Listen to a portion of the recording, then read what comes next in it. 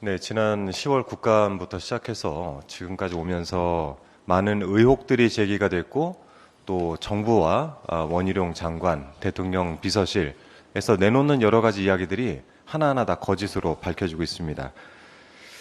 지난주 국회 국토위 결산 심사 과정에서 확인된 사안들이 몇 가지 있어서 오늘은 그 부분에 대해서 좀 말씀을 드리겠습니다. 첫 번째는 서울 양평고속도로 노선 변경, 이 노선 변경 지시가 국토교통부가 했다라는 사실입니다. 판넬 하나 보여드릴 텐데요. 네, 좀 도와주시겠어요? 그 원희룡 국토부 장관을 통해서 확인된 사실입니다. 제가 원희룡 장관에게 이렇게 물었습니다. 용역사 과업 지시를 국토교통부가 하는 것이고 그에 따라서 용역사가 과업을 이행하는 것이다. 이거는 이제 질의응답을 통해서 서로 확인됐던 사안이고요. 그 과정 중에서 노선이 바뀌었습니다. 그러면 그 지시는 과연 누가 한 것입니까?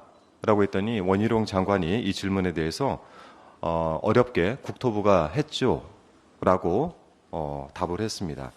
다시 말씀을 드리자면 원희룡 장관의 이 답변은 서울 양평고속도로의 종점이 김건희 여사 일가의 이 병산리 땅 인근으로 휘게 만든 것이 바로 국토부다라고 시인을 한 것입니다. 굉장히 중요한 사안입니다. 자, 고맙습니다. 자, 그리고 그동안 국토부는 용역사가 이 노선 변경안을 제안했다라고 이렇게 주장을 해왔습니다. 용역업체의 부사장까지 전면에 나서서 국토부의 그런 의견을 받을 필요도 없었다. 이렇게 주장을 해왔죠. 하지만 지난 8월 30일 전체회의에서 원희룡 장관의 말은 달랐습니다. 국토부가 노선 변경을 지시했느냐 질문에 여러 질문 끝에 그렇다라고 답을 했던 거죠. 그렇다면 왜 변경된 종점이 김건희 여사 일가 땅 근처인가에 대한 국민적 의혹에 답을 해야 되는 주체는 바로 국토부가 된 것입니다. 지금까지 계속 용역업체 탓을 하면서 용역업체를 불러서 물어보면 된다 이렇게 얘기를 해오셨는데 용역업체는 국토부의 과업 지시를 따르는 곳입니다. 그래서 용역사를 부를 필요도 이유도 없게 된 것이죠.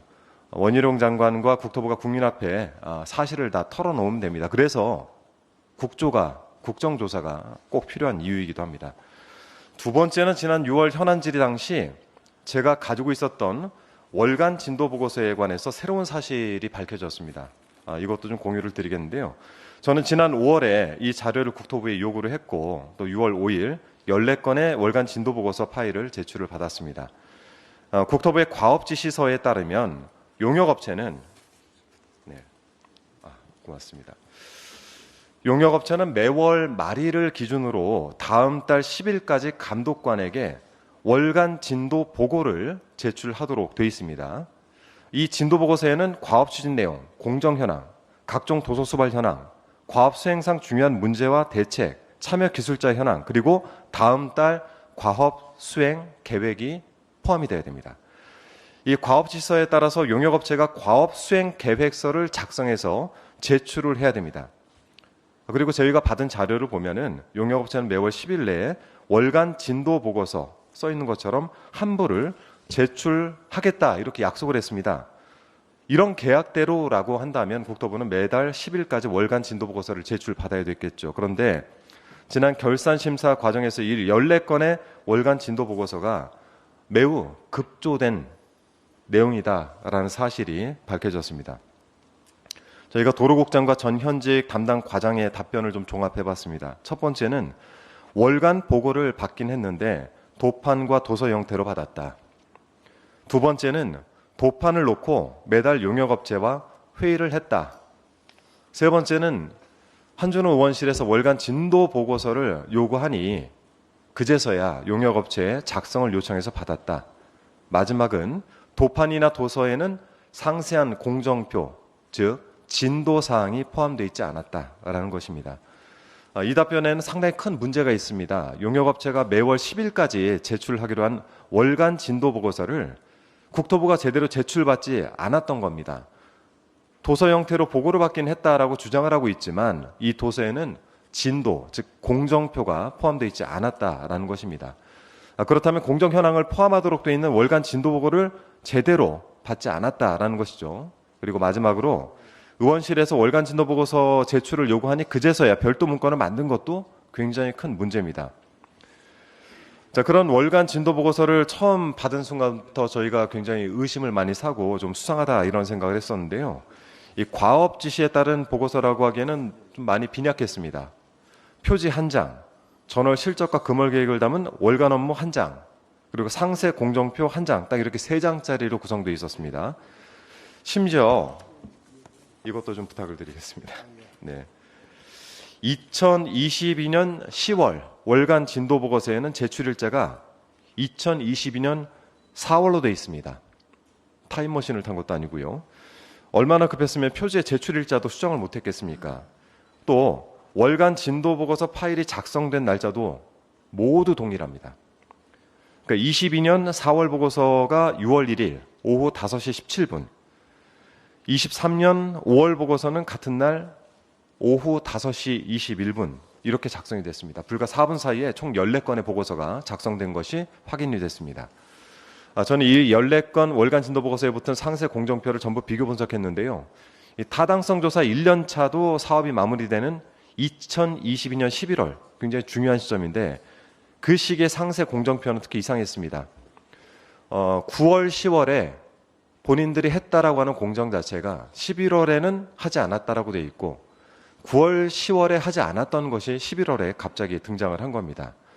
자, 그래서 가능성은 두 가지죠. 하나는 타당성 조사 사업 관리가 면밀하지 못했거나 이 상세 공정표가 허위라는 겁니다. 둘 중 어느 쪽이든 간에 엉터리 타당성 조사에 국토부는 18억 6천만 원을 용역사의 대금으로 전부 지급을 했습니다. 국민의 혈세를 낭비한 거죠. 사실상의 배임이라고도 볼 수 있습니다. 자, 이런 허술한 타당성 조사의 공무원들은 100% 준공을 또 인정을 해줬습니다. 자, 이런 부분에 대해서 저희가 최윤호 간사께서도 말씀하셨지만은 결산 심사 과정에서 관련 공무원에 대한 징계를 요청을 했고 여야 합의로 징계 요구를 의결을 했다는 점 말씀드립니다. 마지막으로 말씀드리겠습니다. 그 BC 값에 대해서도 국토부가 명확한 입장을 내놨는데요. 국토부는 변경된 종점안이 경제적이다, 과학적이다 이런 주장을 해왔죠. 근거가 터무니가 없었습니다. 원희룡 장관은 지난 전체 회의에서 이렇게 얘기를 했죠. 지난번에 BC가 잘 나온다는 보고를 받았다라고 했을 때는 비용과 교통량을 보고 받았기 때문에 BC도 잘 나온 것이다. 그 얘기를 제가 BC라고 표현한 거다 이렇게 얘기를 했습니다. 그러니까 용역업체의 비용 편익 분석은 없었고 국토부 공무원들이 자체적으로 계산한 값을 가지고 변경안이 더 낫다 이렇게 줄곧 주장을 해왔던 겁니다. 1조 8천억짜리 사업입니다. 이렇게 날림으로 주먹국으로 해서도 안 되고 또 있어서도 안 되는 일입니다. 사안들이 파면 팔수록 새로운 것들이 밝혀지고 횡설수설하고 일관된 주장은 없고 거짓들만 나오고 있습니다. 그래서 이제는 더 이상 시간을 끌기보다는 국정조사를 받아들이고 본인들 얘기대로 모든 사안들을 다 올려놓고 국민들의 의혹들을 하나하나 다 파헤칠 필요가 있겠다라는 말씀 드립니다. 이상입니다.